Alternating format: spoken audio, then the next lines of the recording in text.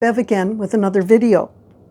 Before I start in the video, I want to ask you, do you have your own reason for working out? A reason strong enough to keep you at it, to keep you committed to your long-term goals. That's what you need, and nobody has to know what your reason is. Here's mine, and you know what? It worked. Now, I do wear this to the gym the odd time, so I guess I've shared one of my reasons. But anyway, just a suggestion. So today I want to do Gym Lingo Part 3, and that's because somebody asked me about fast and slow twitch muscle fibers. I can't remember if it was on Instagram or YouTube, but anyway, here goes. So muscles have many fibers, and they don't travel the whole length of the muscle. In fact, they run along a continuum with slow at one end and fast at the other. So for all your muscles, you really need to train both to get a good balanced look. Slow twitch are often called type 1, and fast twitch are called type 2, in fact type 2B. So slow twitch have a lot of iron levels, they have a lot of red blood cells, they're good for transporting oxygen, a lot of mitochondria, and they supply a sufficient energy for a longer period of time. Whereas fast are for kind of high intensity movements. So if I was to think of turkey, I mean, it's Christmas, right? So the dark meat is going to be slow, because it's got a lot of red blood cells and that kind of thing. And white meat is going to be fast, okay? Just out of interest. Okay, so slow twitch. Let's talk about those first. So slow twitch rely on an oxidative energy system. They put out very low power. They're fatigue resistant, and they release fat for energy. So it's energy over a longer period of time. So that's going to be the marathoner, right? The person who needs to have a little bit of energy all the time for a long time duration. So to train slow twitch, you need not heavy weights, but a lot of reps.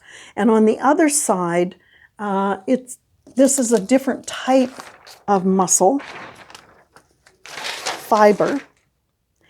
And opposite, it relies on the anaerobic or non-oxidative energy system, and as well the ATP system, which is a phosphate system. That's a bit more complex. I'm going to talk about that in some other video. High power output, easily fatigued, and releases glycogen for energy. So it's great for muscle contractions. So what this is it gives you a lot of energy very quickly, but then it's gone, probably in 10 to 12 seconds. So this is for a sprinter or a weightlifter. So you need high weight, low reps. So the training of these types of fibers in that continuum is quite different. And you have to understand that every muscle group that you have is a combination of both. Maybe a different combination, different percentages, but it's going to have both. So you have to train both types of fibers.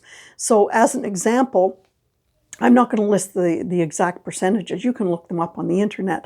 But for example, biceps and triceps are mostly fast. Forearms are mostly slow. Your chest is mostly fast. Your quads and hams are mostly fast. Your delts are mostly slow. Calves are kind of a mixture. You know, the soleus is really slow and the gastro is fast. So you know, you got to train them differently. So I said it was a continuum. In the middle, we have what is called type 2A. So let's call them hybrids. And the reason that they are called hybrids is simple. They contain both slow and fast twitch muscles. And the interesting thing is, depending on how you train, long term, you can convince a bunch of these guys to go over to the slow twitch side if you're a marathoner, or you can convince a bunch of them to go over to the fast twitch side. Let's say you're lifting weights. okay? And it's kind of a type of muscle memory. I mean, if you quit training, these guys eventually over time, they just return to the kind of this middle part of the continuum where they have a mixture, okay? I wanted to say, as an example, let's say you're running, you're watching the Tour de France, cycling, or you know, a long duration marathon run on the TV. And at the end of either of those, you think, oh, wow, I know who's going to win this. Oh, he or she are way ahead of everybody else.